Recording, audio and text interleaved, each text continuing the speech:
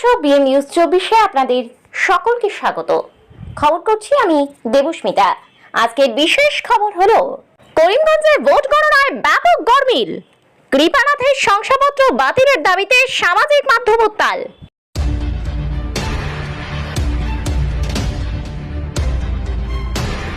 করিমগঞ্জ লোকসভা কেন্দ্রে পূর্বে থেকে জনগণ অভিযোগ করে আসছিল যে কোনো না কোনো কারচুপি হয়েছে।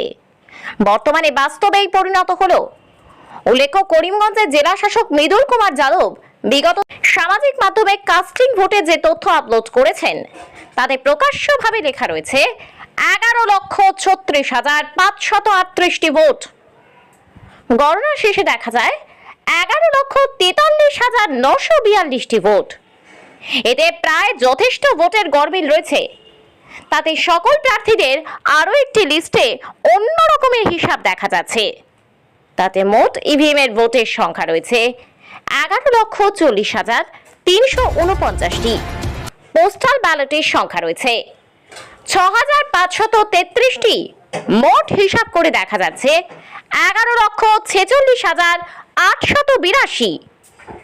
ফলে বর্তমানে সামাজিক মাধ্যম উত্তাল। অনেকে দাবি করেছেন কৃপানাথের শংসাপত্র বাতিল করে নতুনভাবে পুনরায় গণনা করার জন্য। আবার অনেকের দাবি পুনরায় নির্বাচন অনুষ্ঠিত হোক। এখন দেখা যাক নির্বাচন কমিশন কি ব্যবস্থা নেয়।